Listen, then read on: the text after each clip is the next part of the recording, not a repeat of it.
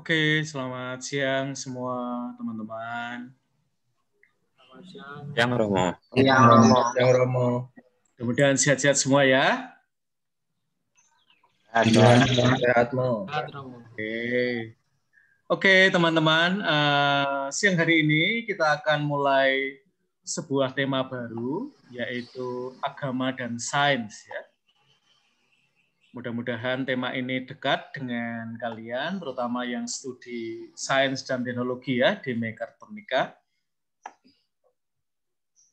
Nah, kita mau bicara agama dan sains karena seringkali agama itu dipandang kurang memperhitungkan sains.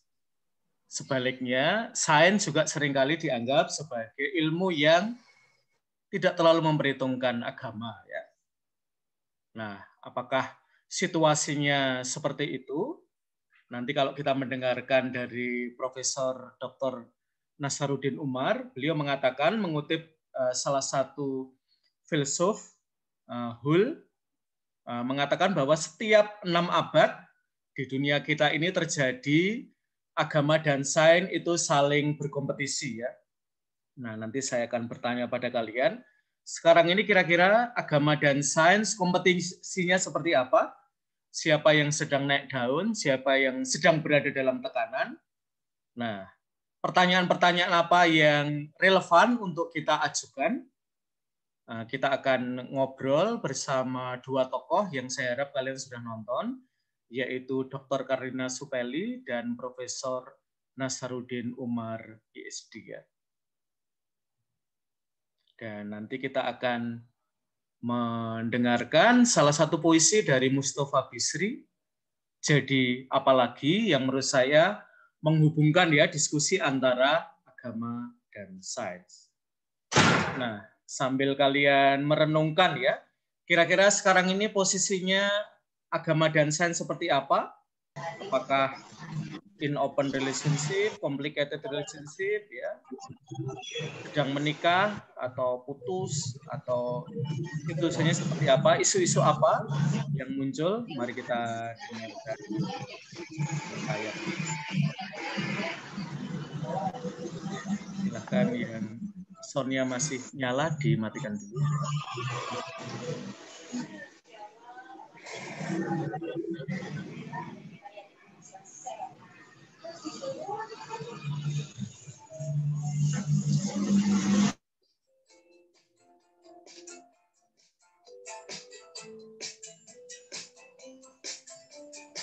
Nah, apakah kita juga losing my religion ketika kita semakin menekuni dunia sains? Ataukah hidup iman kita justru semakin kuat karena mendapatkan pendasaran tidak hanya dari agama, melainkan juga dari sains. Pertanyaan-pertanyaan apa yang kalian punyai terkait dengan hubungan antara agama dan sains? Nanti setelah lagu ini saya akan mulai bertanya pada kalian.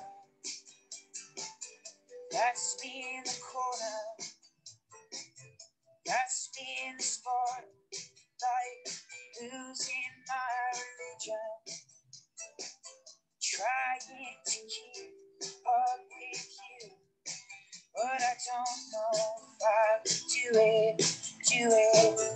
Oh no, I said too much. I said it enough. I thought that I heard you laughing. I thought that I heard you say, I think I thought I saw you try. That was just a dream, just a dream. Every whisper, every waking hour, I'm choosing my confession, trying to keep up with you, like a hurt, lost, blind fool. Oh no, I've said too much. I set it up. Consider this Consider this of the century. Consider this slip. Brought me to my knees. Oh, what if all these fantasies come wailing around? Now I've said it all. I thought that I heard you laughing. I thought that I heard you say, I think I thought I saw you try. But that was just a dream, just a dream, just a dream, dream.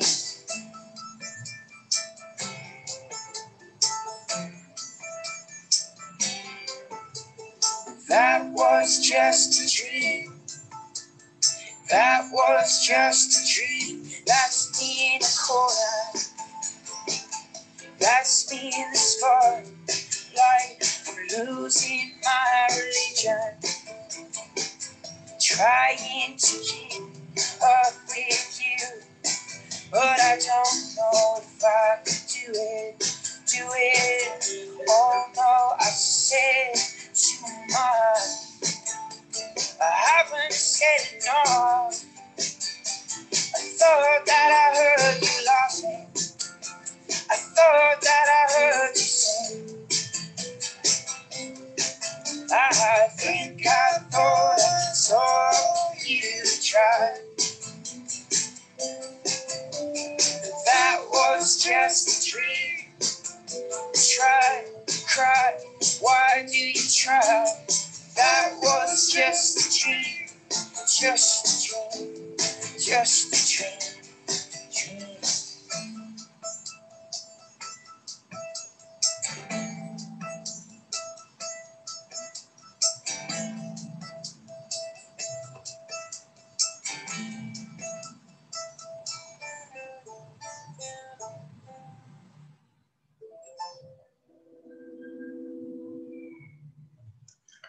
Oke, teman-teman, di kalangan teman-teman Muslim baru-baru ini, minggu ini ya, ada sebuah buku yang terbit dari buku teman saya, Mas Ulil Absar Abdallah dan Haidar Bakir ya, yang mewakili dua gaya dalam beriman dalam Islam, yaitu scientific religious dan religious yang scientific ya.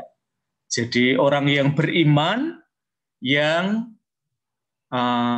memiliki fondasi yang kuat dalam ilmu pengetahuan, sekaligus orang yang berilmu pengetahuan yang memiliki fondasi religius yang kuat juga. Nah, saya pengen tanya pada kalian ya, tentang persoalan agama dan sains. Apa pertanyaan yang kalian miliki ya sebagai generasi? Saya tidak tahu.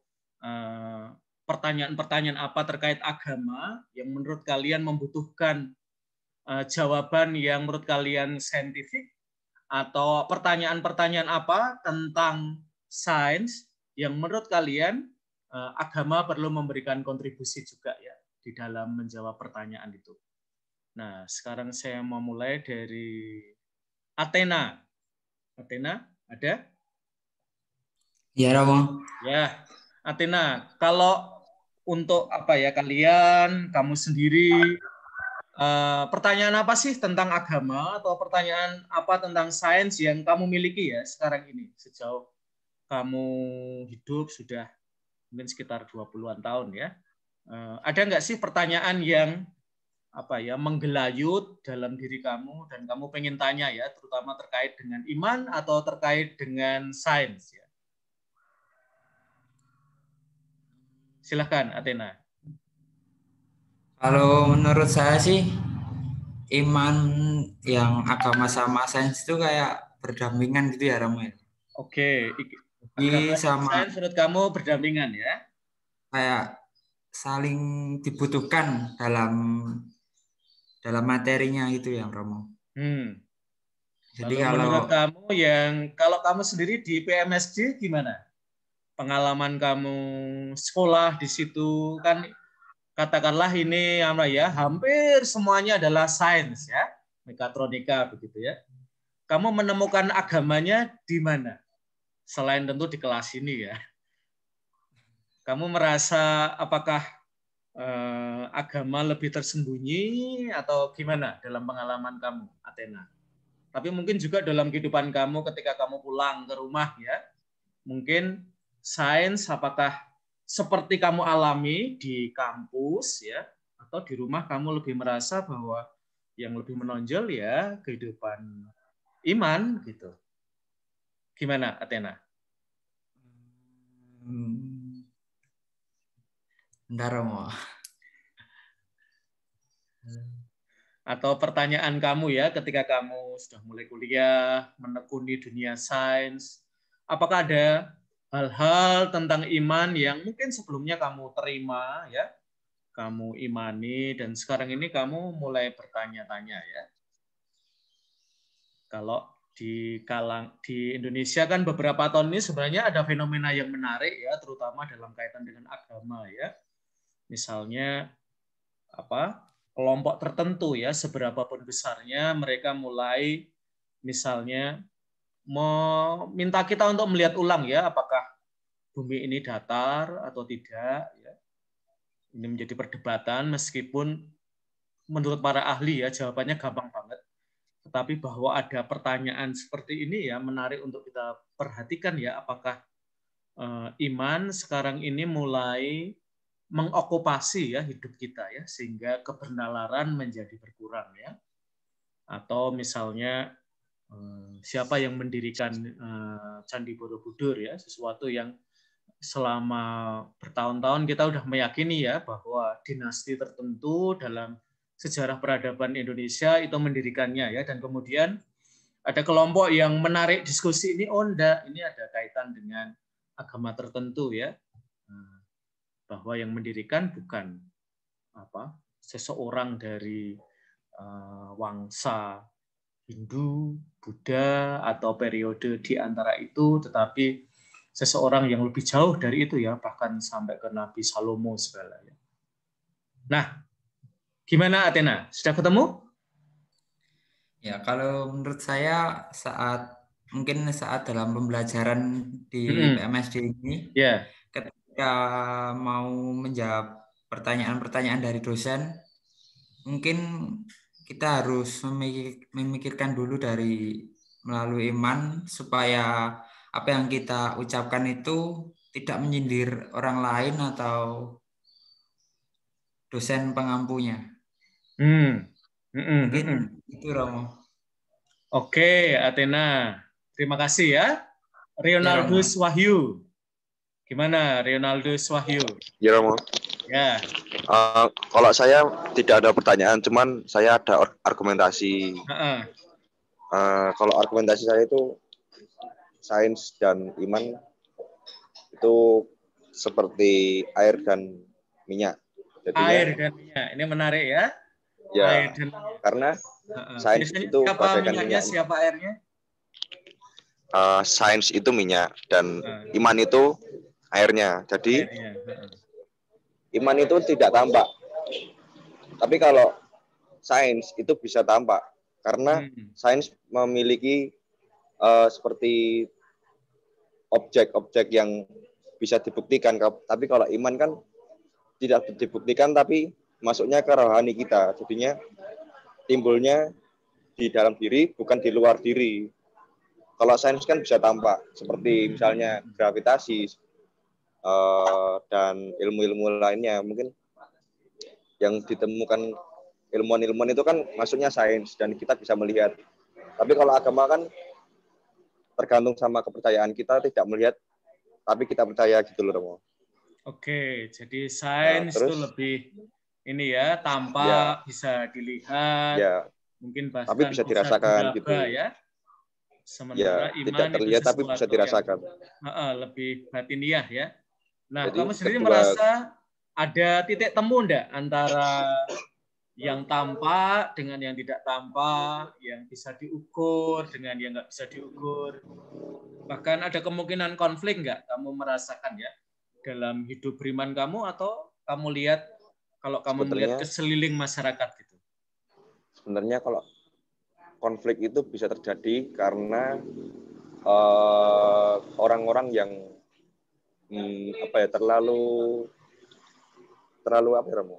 fanatik. Jadi ada dua objek, sains dan agama, sains dan iman. Kalau ada orang yang fanatik ke sains, dia akan membenci satunya. Jadi dia akan menimbulkan konflik. Lah ini dasar imannya dari gimana gitu, kayak mencari bukti. Sedangkan nanti kalau ada yang fanatik dari iman bisa membalik juga.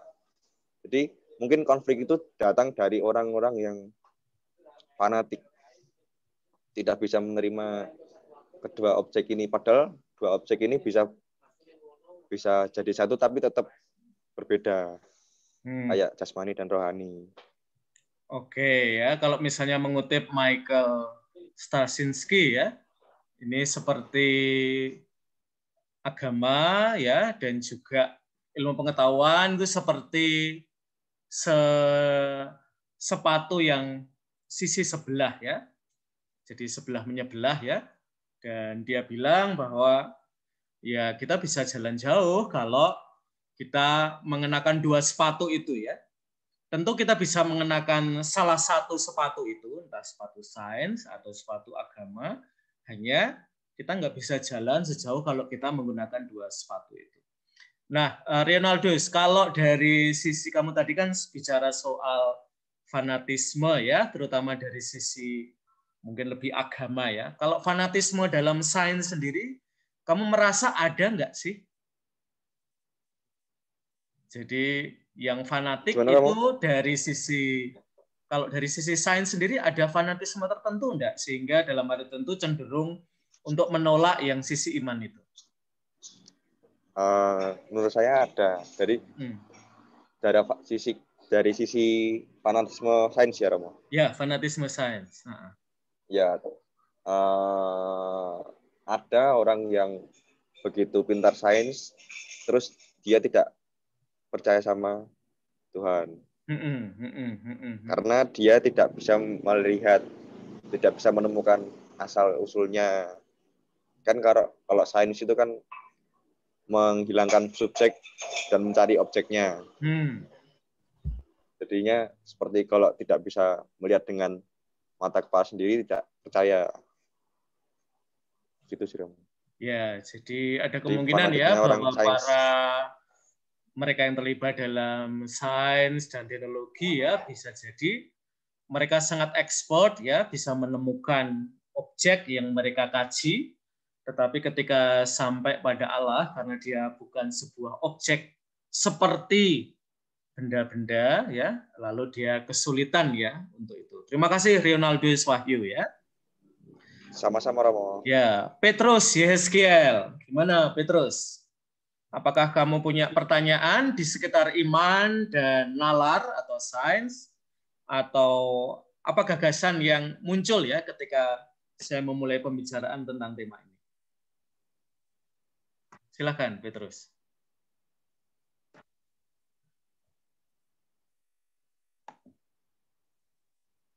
Ya, Petrus ada?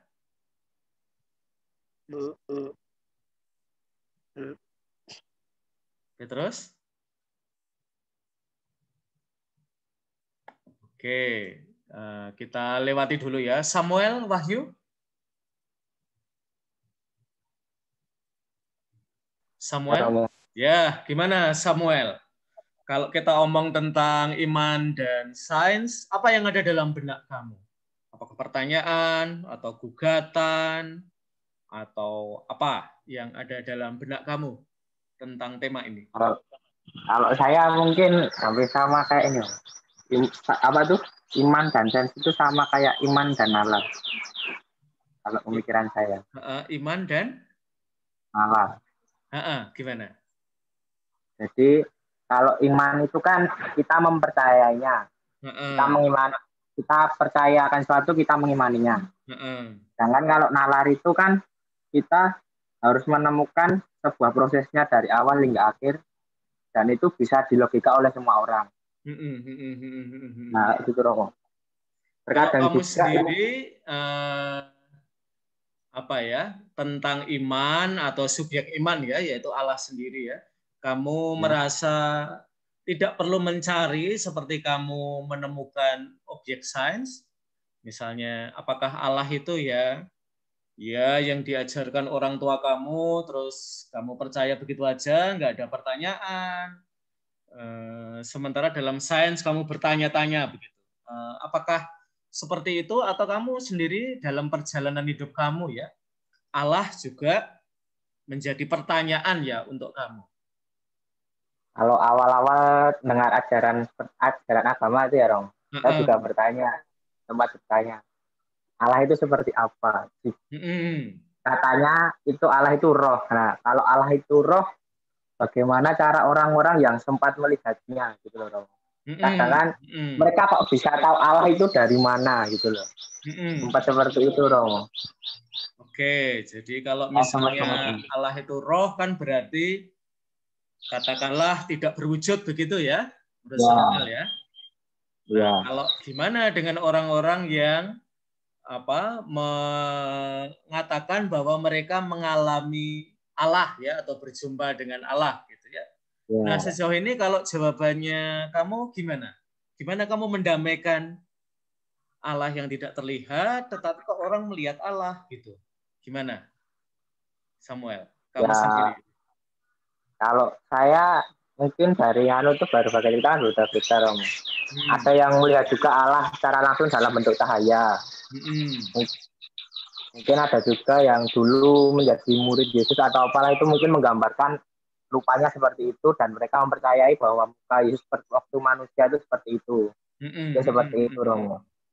Oke, jadi dan kalau nanti akan ada, kalau dalam filsafat ilmu pengetahuan ya, nanti akan kita menyebutnya kebenaran religius ya. Kebenaran religius itu dibedakan dari kebenaran saintifik, dibedakan dari kebenaran moral ya.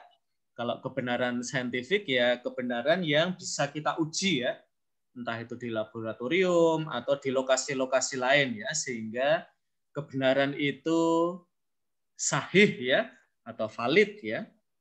Nah, sementara religius, kebenaran yang lebih religius ini barangkali kebenaran yang cara pengukurannya untuk mengetahui kebenarannya itu tidak dengan memasukkan objek itu ke laboratorium ya, tetapi orang mengalami religious experience ya.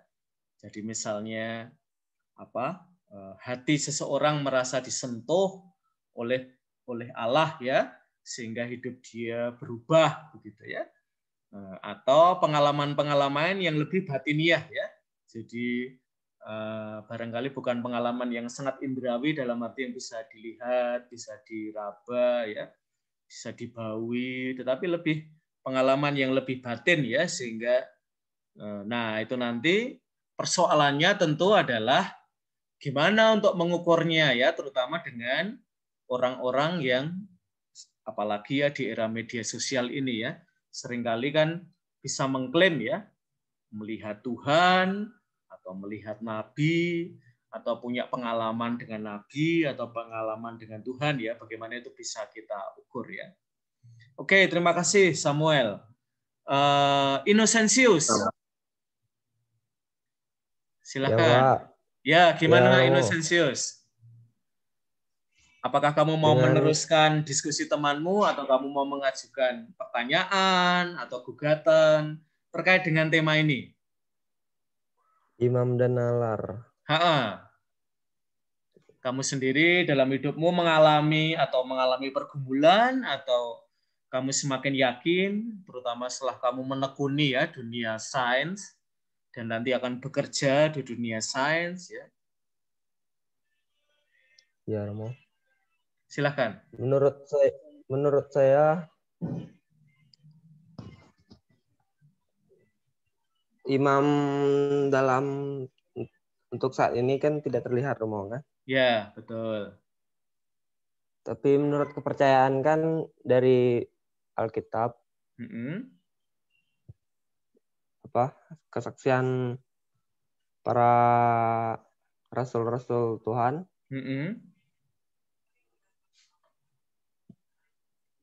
Jadi saya percaya aja Romo, dari Alkitab pokoknya, pedoman. Ya, kalau dari dunia sains sendiri pernah menggegarkan iman kamu enggak? Sesuatu yang para ilmuwan omongkan, temuan mereka, pernah nggak itu menggegarkan ya, mengguncangkan ya iman kamu ya? Sebenarnya masuk akal juga Romo. Tapi kan namanya juga sudah ribuan tahun kan? Apalagi sudah pada zaman dulu, zamannya tidak secanggih sekarang. Jadi sulit untuk membuktikan kesaksian-kesaksian pada zaman dahulu. Sekarang Romo, karena zaman dulu tidak ada akses seperti foto atau apa. Ya begitulah Romo. Ya, kalau hidup beriman kamu sendiri ya, secara pribadi ya, apakah dikuatkan dengan sains atau kamu merasa lebih dilemahkan dengan sains?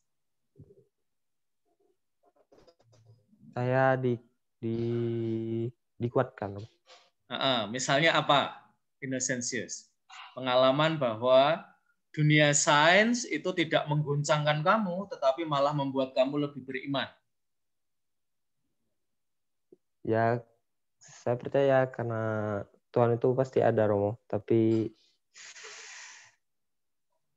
soal antara sains percaya atau tidak percaya kan tergantung diri sendiri, Romo. Pribadi masing-masing.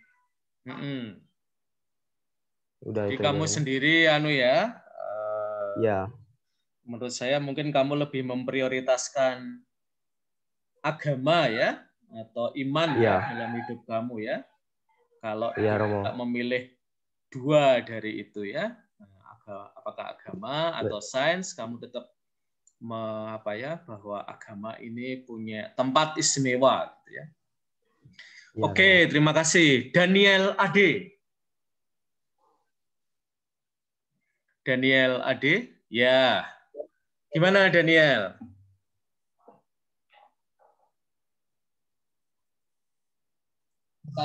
Pertanyaannya apa ya, Ramo? Pertanyaannya ini ya, tentang iman dan nalar yang kita bicarakan hari ini ya. Apa pertanyaan kamu atau apa pergumulan kamu, apa gugatan kamu, atau kita sekarang ini diskusinya lagi di mana sih antara iman dan nalar ya dalam konteks Indonesia misalnya? Ya menurut saya lebih ke iman sih, Romo. Mengapa lebih ke iman, Daniel? Ya karena dalam hidup ini menurut saya lebih penting beriman pada Tuhan. Karena kalau nalar itu kan bisa tergantung pribadi kita. Yang penting itu beriman dahulu kepada Tuhan. Itu kira-kira dalam kamu Kristen ya? Ya, Romo. Apakah itu sangat ditekankan kalau dalam agama Kristen ya? Jadi ya. Kamu Kristen apa sih? Ya, Kristen Protestan, Romo. Oh, Kristen Protestan. Gimana? Coba cerita ya, karena mungkin ini ya kadang-kadang perbedaan denominasi ya, Kristen satu dengan Kristen lain, juga nanti agama satu dengan agama lain. Kadang-kadang diskusi tentang iman dan nalar tidak selalu sama ya teman-teman. Kita diskusinya sejauh apa begitu ya. Nah, mumpung kita punya Daniel ya. Gimana Daniel? Coba cerita sedikit kalau dalam agama kamu bagaimana isu ini dibicarakan ya.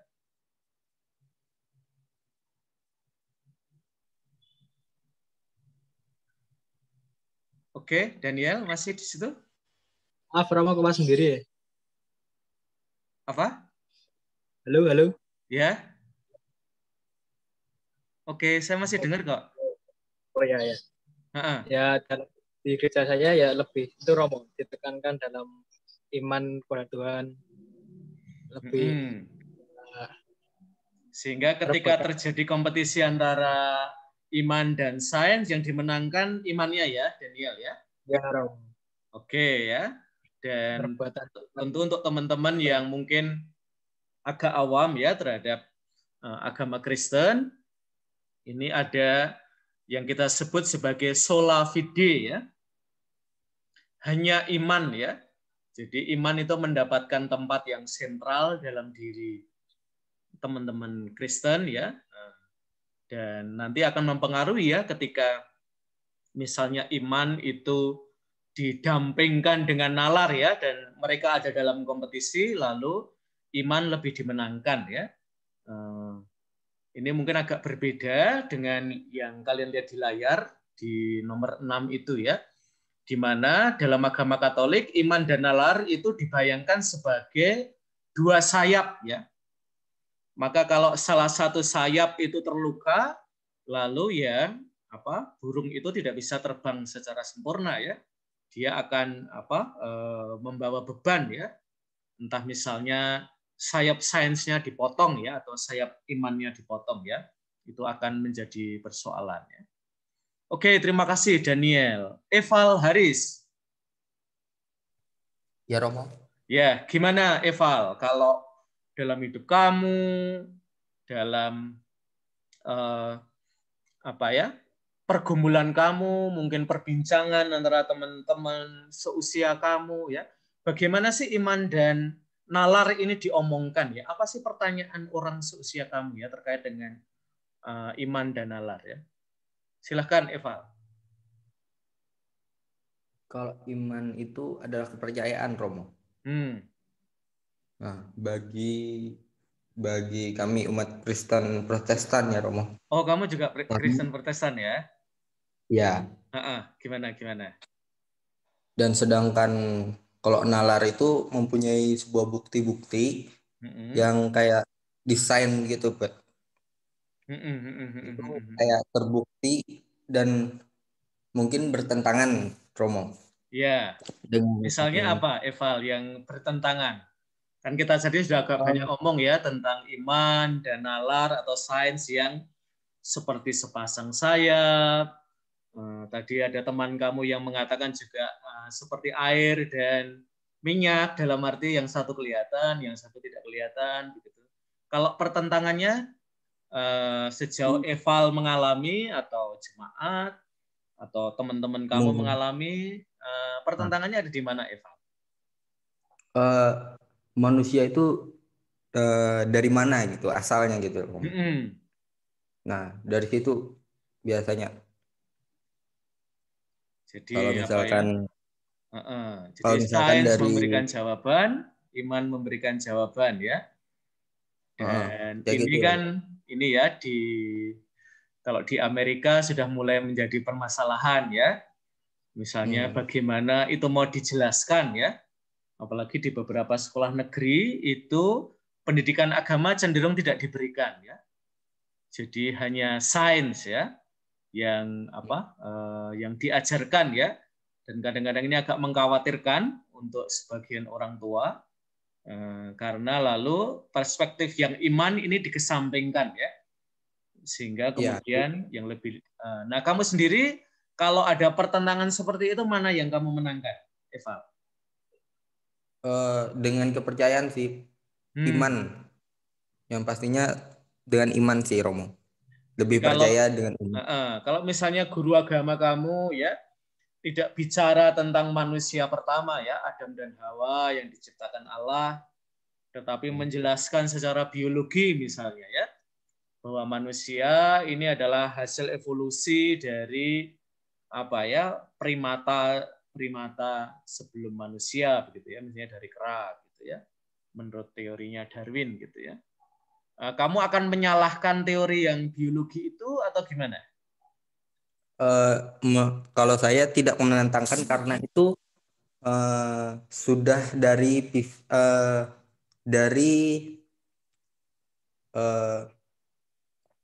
peneliti orang gitu, Romo. Jadinya saya tidak bisa menyalahkan antara dari iman dengan sains, karena kedua kemungkinan itu mungkin ada yang benar. gitu Romo. Oke. Dan mungkin dua-duanya benar. Bisa juga ya. Mungkin dua-duanya benar karena karena saya itu belum tahu pasti yang mana dari dua itu yang benar-benar sangat-sangat benar gitu Romo. Oke, terima kasih Eval ya. Oke, saya kira ini yang terakhir. Guru Arya.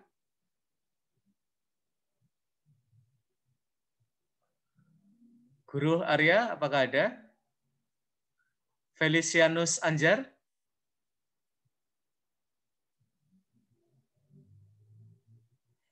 Andrea K. Felicianus, ya, silakan.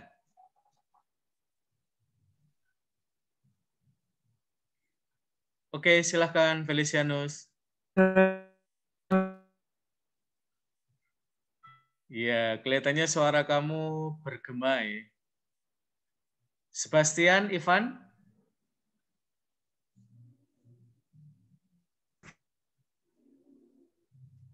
Guru Arya.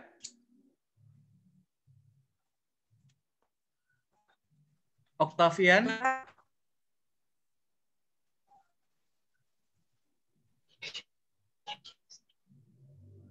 Octavian.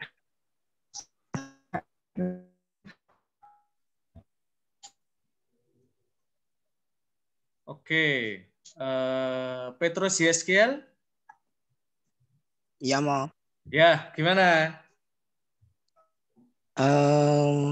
Kalau menurut saya apa ya? Sebenarnya iman dan logika atau sains atau nalar itu nggak bertentangan tapi lebih ke berbeda sih, Mo. Oke, nggak bertentangan tapi berbeda. Ya nggak bertolak belakang maksudnya. Kalau iman lebih ke apa ya? Kayak ke perasaan gitu nggak, Mo? Kalau nggak salah iman lebih ke hati gitu. Lebih ke perasaan, tapi kalau logika, sains dan nalar itu lebih ke otak gitu loh. Atau kalau ke hati itu kan lebih ke spiritual. Kalau otak itu ya apa yang dilihat dan apa yang bisa dirasakan gitu loh. Tapi kalau menurut saya kamu kira-kira gimana? Bagaimana iman dan nalar itu, apakah itu kerja bareng dalam hidup kamu?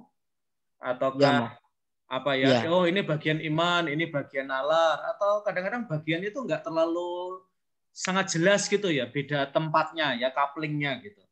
Gimana? Iya, jadi nggak bertentangan, jadi berbeda. Tapi kayak apa ya? Kalau misalnya nggak ada akal juga kita nggak bisa mikir apa namanya. Kita nggak punya keyakinan gitu nggak mau. Kalau nggak punya akal. Terus kalau misalnya nggak ada nalar juga kita pasti nggak ada iman. Contohnya kayak misal orang pengen punya uang gitu, punya rezeki. Terus orangnya beriman banget, saya yakin Tuhan pasti akan memberikan rezeki yang banyak buat saya. Tapi kalau orangnya sendiri males juga, itu kan nggak sesuai sama nalarnya. Nalarnya ya orangnya kerja rajin, terus doa banyak, nah itu baru dapet. Tapi kalau cuma iman tok atau kerja tok juga nggak seimbang. Jadi itu berbeda, bukan bertentangan kalau menurut saya. Gitu sih. Oke, saya akan menutup kelas ini dengan salah satu yang tentang etika Protestan ya. Etika Protestan itu sebuah buku yang sangat menarik karena mencoba melihat kaitan ya, apakah iman saya sebagai seorang Protestan itu membuat hidup saya itu lebih maju ya secara ekonomi. Max Weber ya, dia membandingkan ya terutama dengan agama Katolik ya, bahwa etos Protestan itu lebih membawa orang pada kemajuan secara ekonomi, sementara agama Katolik itu tidak terlalu membawa ya spirit kemajuan ekonomi itu ya. Dan saya kira tadi yang dikatakan terakhir oleh rekan saya, oleh teman kalian juga, saya kira ini kan